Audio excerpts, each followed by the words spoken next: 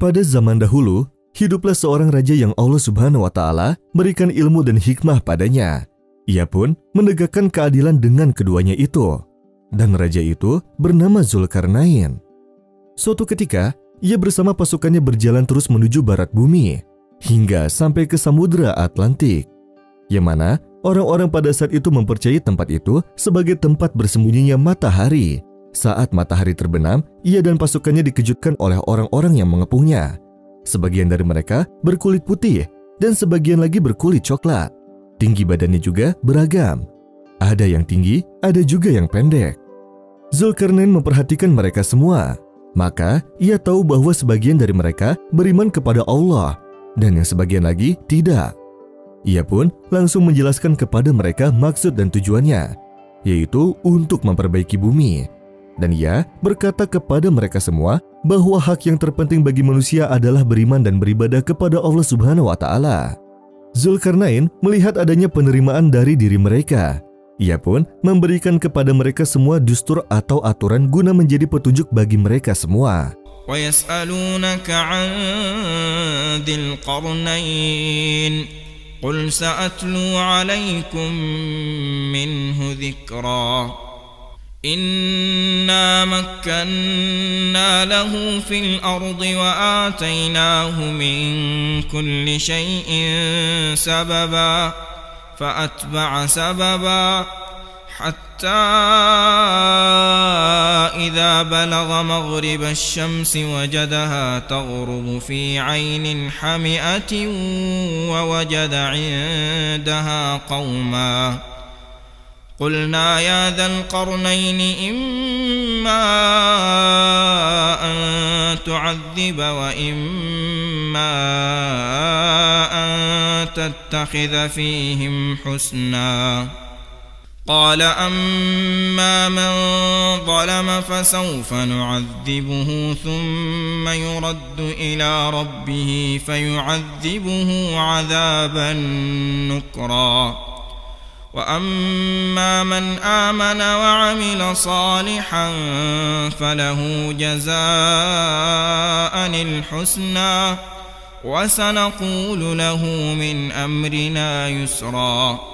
Setelah itu, Zulkarnain dan pasukannya berjalan terus menuju timur dunia hingga sampai ke ujung benua Afrika.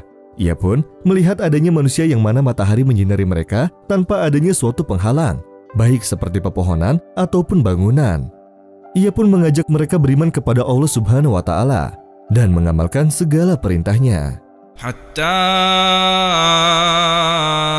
إذا بلغ مطلع الشمس وجدها تطلع على قوم لم نجعل لهم من دونها سترا كذلك وقد أحطنا بما لديه خبرا ثم أتبع سببا. Setelah ia sudah menelusuri bumi dari barat hingga timur, ia pun berpulang bersama pasukannya menuju tempatnya, yakni negeri Yaman.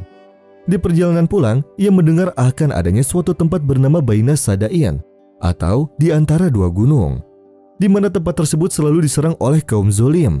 Maka Zulkarnain dan pasukannya pun pergi menuju tempat tersebut, dan ia mendapati bahwa kaum Ya'juj dan Ma'juj lah yang menyerang penduduk Baina Sadain. Mereka menyusup lewat bawah gunung untuk menyerang penduduk desa. Para penduduk meminta agar Zulkarnain membuat pembatas guna menjauhi perbuatan zolim mereka. Kemudian Zulkarnain meminta mereka untuk mengumpulkan potongan-potongan besi yang terdapat di padang pasir, lalu menaruh besi-besi itu di jalan yang biasa dilewati oleh Ya'juj dan Ma'juj. Kemudian membakarnya dengan api, juga meniupnya sampai meleleh, dan mencampurkannya dengan cairan tembaga. Maka pembatas itu menjulang tinggi, hingga menyamai tinggi dua gunung di sebelahnya. Setelah kejadian itu, semua orang pun bersyukur kepada Allah Subhanahu wa Ta'ala, dan Zulkarnain pun bersama pasukannya meneruskan perjalanan pulangnya dengan keadaan senang dan gembira.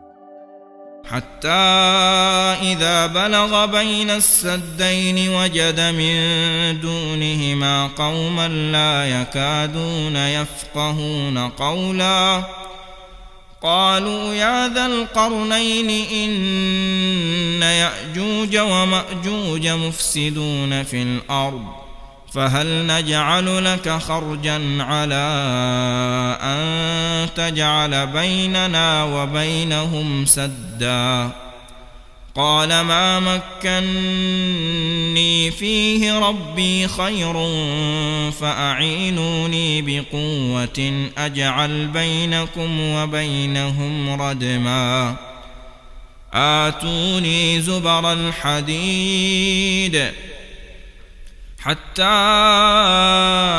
إذا ساوى بين الصدفين قال انفخوا حتى إذا جعله نارا قال آتوني أفرغ عليه قطرا فما استطاعوا أن يظهروه وما استطاعوا له نقبا قال هذا رحمة من ربي فإذا جاء